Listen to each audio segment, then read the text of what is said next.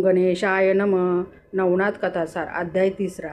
मारुती व मच्छिंद्रनाथ यांची भेट. मच्छिंद्रनाथांचे श्रीराज्याकडे गमन.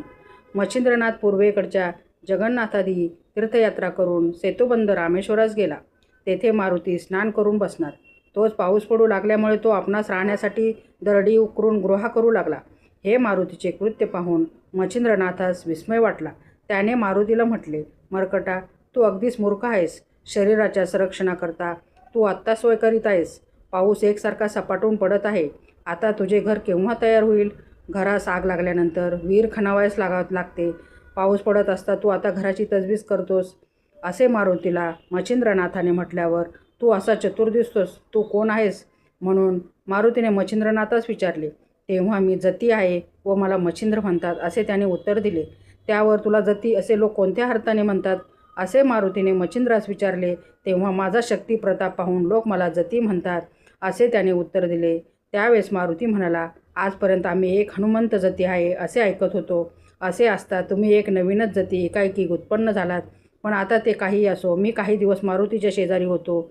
यास्तव त्याच्या कलेचा 1000वा हिस्सा माझ्या अंगी महान प्रयासाने आला आहे. तो मी या समय तुला दाखवितो. त्याचे निवारण कसे करावे ते तुम्हाला दाखव, नाहीतर जती हे नाव टाकून दे. याप्रमाणे मारुतीने मच्छिंद्रनाथास किंचित लावून म्हटल्यानंतर त्याने उत्तर दिले की तू मला कोणती कला दाखवित आहेस ती दाखव. तिचे निवारण श्री गुरुनाथ करील. हे ऐकून मारुतीस अत्यंत राग आला. मग तो लगेच उड्डाण करून एकीकडे गेला आणि विशाल रूप धारण करून त्याने मच्छिंद्रनाथास न कळू देता अचानक त्यांच्या अंगावर 7 पर्वत उचलून फेकले. ते आकाशमार्गाने ढगाप्रमाणे येत आहेत हे मच्छिंद्रनाथांच्या लक्षात येऊन स्थिर स्थिर असे त्यांनी वातप्रेरक मंत्रशक्तीच्या योगाने ते पर्वत जागच्या जागी अटकवून ठेवले. पुढे मारुती एकावर एक असे शेकडो पर्वत नाथावर टाकीतच होता, पण त्याने ते एकाच्या मंत्राच्या शक्तीने ते सर्व पर्वत तिथल्या तेथेच खिळवून टाकले. हे पाहून मारुती रागाने प्रलयकाळच्या अग्नीप्रमाणे भडकून गेला व एक मोठा पर्वत उचलून तो मस्तकावर घेऊन तो फेकून देण्याच्या बेतात होत आहे. तोच मच्छिंद्रनाथाने पाहिले. मग नाथाने समुद्राचे पाणी घेऊन वायू आकर्षण मंत्र म्हणून जोराने ते मारुतीच्या अंगावर शिंपडले आणि त्याला तेथल्या तेथे जशास तसा खिळवून टाकला. त्यावेळी त्याचे चलनवलन बंद झाले. मारुतीने वर हात करून मस्तकावर पर्वत धरून ठेवला होता, तो तसाच राहिला.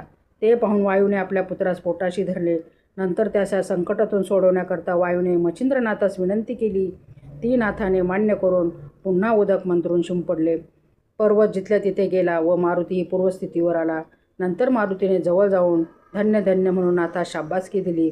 इतक्यात वायूने मारुतीला म्हटले की बाबा मारुती, तुझे या सिद्धपुढे काही चालायचे नाही. याने तुला व मला बांधून टाकून अगदी दुर्बल करून टाकले. याची शक्ती अघटित आहे. तू कदाचित मला असे म्हणशील की तुम्ही आपल्या तोंडाने त्याच्या मंत्राचा सामर्थ्याची प्रौढी वर्णन करून दाखविता, तर माझी शक्ती ईश्वराच्या हातात आहे आणि याने आपल्या भक्तीच्या जोराने सकल दैवते आपली ताबेदार करून टाकली आहे. नंतर मच्छिंद्रनाथ वायूच्या व मारुतीच्या पाया पडला आणि आपणाशी सख्याने वागण्याकरता त्याने त्याची प्रार्थना केली. तेव्हा ते दोघे नाथास प्रसन्न चित्ताने म्हणाले, तुझ्या कार्याकरता आम्ही उभयता झटून तुला सर्व प्रकारे सहाय्य करू व पाहिजे तसे करून तुला सुख देऊ. असे मनाने बोलून आपण जती आहो असे तो कुशाल सांगत जा, असे मारुतीने वरदान दिले. त्यावेळेस मच्छिंद्रनाथाने मारुतीस विचारले, मी जती या नावाने विख्यात होईल हे तर ठीकच आहे, पण माझ्या मनात एक शंका आली आहे. तिची आपण निवारण करावी. कोणती शंका आली आहे असे मारुतीने विचारले व त्याने सांगितले की तू त्रिकाळज्ञानी आहेस. असे असता माझ्याशी विनाकारण वितंडवाद कशासाठी केलास? तुझी माझी नागश्वथाच्या झाडाखाली पूर्वीच भेट झाली होती. त्यावेळेस साबरी विद्येचे मजकडून कवित्व करून तू मला वरदान दिले आहेस. असे असता हा बखेडा का उत्पन्न केलास?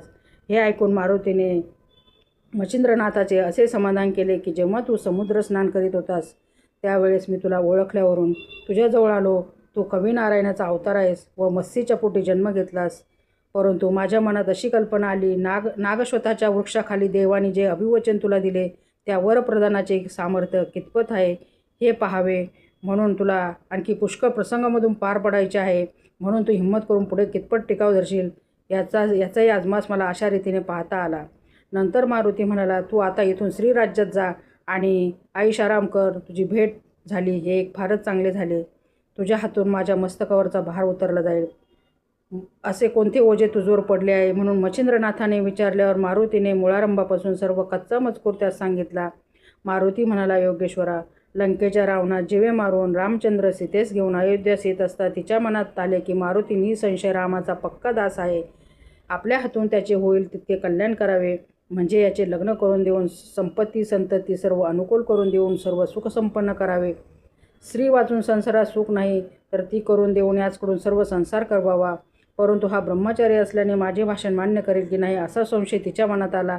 मग तिने मला गृहस्थाश्रमी करण्याकरता व मला वचनातून गोवून टाकण्यासाठी आपल्याजवळ बोलवले व ममतेने माझ्या तोंडावरून हात फिरवला.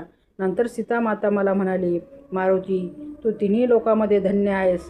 माझे एक तुझ्याजवळ मागणे आहे, ते तू देशील तर फारच उत्तम होईल.